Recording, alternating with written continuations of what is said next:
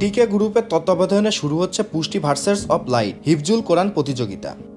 শনিবার রাজধানীর pan Pacific Sonargaon হোটেলে আয়োজিত সংবাদ সম্মেলনে এ ঘোষণা দেওয়া হয়। টিকে গ্রুপ আয়োজিত এই প্রতিযোগিতাটি দেশের উদীয়মান তরুণ কিশোর হাফেজদের অসাধারণ প্রতিভা ও পবিত্র কোরআন তেলাওয়াতের দক্ষতাকে সম্মান জানাবে। সংবাদ সম্মেলনে উপস্থিত সকলকে অংশগ্রহণের জন্য ধন্যবাদ জানিয়ে টিকে গ্রুপের বিজনেস ডিরেক্টর মোহাম্মদ মোফাজ্জল হক বলেন, পুষ্টি দ্য ভার্সেস অফ লাইফ নামে বাংলাদেশের সর্বপ্রথম ব্যতিক্রমধর্মী একটা হিফজুল কোরআন প্রতিযোগিতার আয়োজন করতে যাচ্ছি। আমরা এই অনুষ্ঠানটা রমজানের 1 তারিখ থেকে পহেলা রমজান থেকে 27শে রমজান পর্যন্ত আপনারা ইফতারের আগে এটা প্রচারিত হবে। এটা হবে বাংলাদেশের একমাত্র অনুষ্ঠান যেটা শুধুমাত্র হিফজুল কোরআনের মধ্যেই সীমাবদ্ধ থাকবে না, এটা একটা বহুমাত্রিক অনুষ্ঠান হবে ইনশাআল্লাহ। আমরা এখানে আরও 2টা গুরুত্বপূর্ণ পর্ব রেখেছি।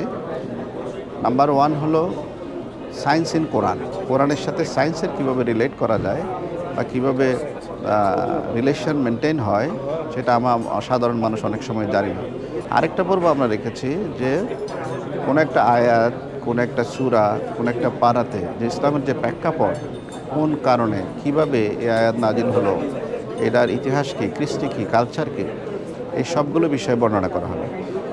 পুষ্টি দি ভার্সেস অফ লাইট প্রতিযোগিতায় বিজয়ীরা সম্মিলিতভাবে পাচ্ছেন 40 লক্ষ টাকা সমমানের পুরস্কার। প্রথম বিজয়ী পাবেন নগদ 5 লক্ষ টাকা সহ আন্তর্জাতিক বিশ্ববিদ্যালয়ে সম্পন্ন খরচ সহ স্কলারশিপের সুযোগ।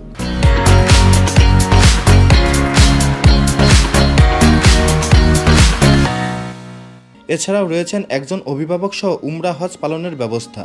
দ্বিতীয় বিজয়ী পাবেন আন্তর্জাতিক বিশ্ববিদ্যালয়ে সম্পূর্ণ খরচসহ স্কলারশিপ। উচ্চশিক্ষার সুযোগ ছাড়াও নগদ 3 লক্ষ টাকার সাথে উমরা হজ করার সুযোগ পাবেন। তৃতীয় বিজয়ী পাবেন 2 লক্ষ টাকা। এছাড়াও চতুর্থ থেকে 30তম প্রতিযোগী নগদ অর্থ পুরস্কার হিসেবে অর্জন করতে পারবেন। এই প্রতিযোগিতায় অনূর্ধ্ব 16 বা কম বয়সী তরুণ হাফেজরা অংশ নিতে পারবেন। দেশের সকল অঞ্চল থেকে তারা নির্বাচিত হবেন এবং প্রতিটি অঞ্চলের শীর্ষ প্রতিযোগীরা ঢাকায় ফাইনাল রাউন্ডে অংশ নেওয়ার সুযোগ পাবেন।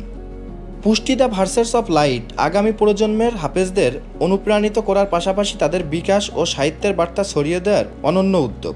এটি তরুণ হাফেজদের অর্জনগুলো উদযাপনের পাশাপাশি দেশজুড়ে ইমাম, ইখলাস, ইলামের চেতনা সৃষ্টিতে পবিত্র রমজান মাস জুড়ে বিশেষ ভূমিকা রাখবে।